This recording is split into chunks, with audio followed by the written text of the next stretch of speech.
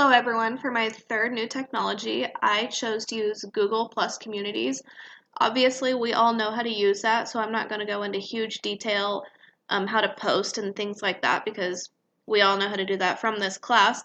But I thought it was a great idea to use within the school.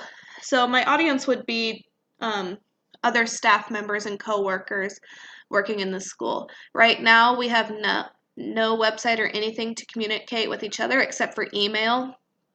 And I feel like this is such an easy way to just get on, see announcements or discussion between colleagues, and communicate with each other about what's going on. So I had never thought about using Google Plus Communities with staff until really until my master's program when I realized how easy it is to use. I thought we could use this within the school district. So I kind of created one for our school, and right now it doesn't have anything in it like our community does for our class because it's brand new. But to the side, I added different discussions, announcements, and technology. And I can manage that. I can add more to it. So I would just go to Edit Community, and let's say I want to add in Math Committee. And so I've got another tab that I can use.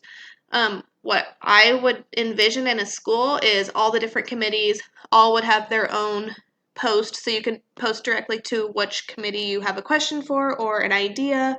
And it's just a great way to collaborate with colleagues and create authentic learning experiences within the community. So that would hit standard for educators 4A.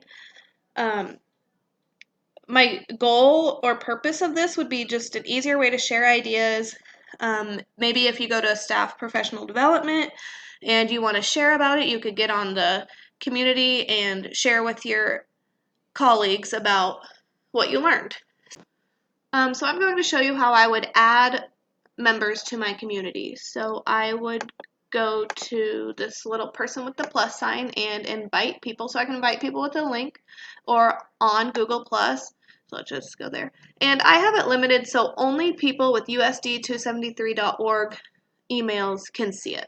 So I'm going to go on and add, I'll just add my other kindergarten coworkers to my post. And I could say, join our school community.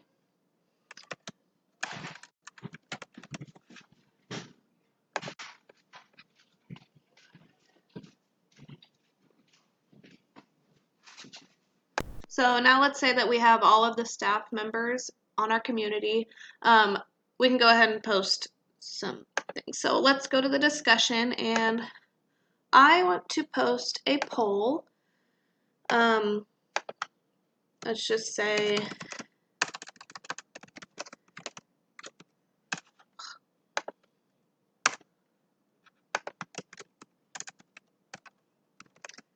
we're trying to pick a meeting time. So I've got Monday at 4 or Wednesday at 4.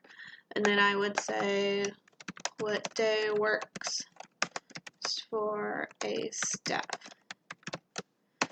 So this would go out to everyone in the school, and they could all get on. They can say which day works best for them, and then the principal can decide when to have a staff meeting based off of the results. And one last thing I wanted to show you was how to add a link to the community.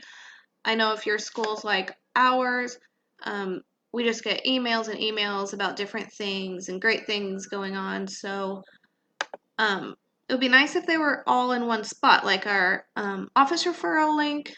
I might have to go back months to find that. So what I did is I just added our school website, and then I posted the website, the URL to it, so it would have a link. So I hit done, and then over here on your left side, I would go to About Community, and there I am, right to the school website that fast. So I just really have never thought about Google Plus Communities, using it within the school district, but I think it would be a great addition just to model creativity and communicate with others about new ideas, knowledge, or connections. So that would hit the ITSE standard 6D for educators.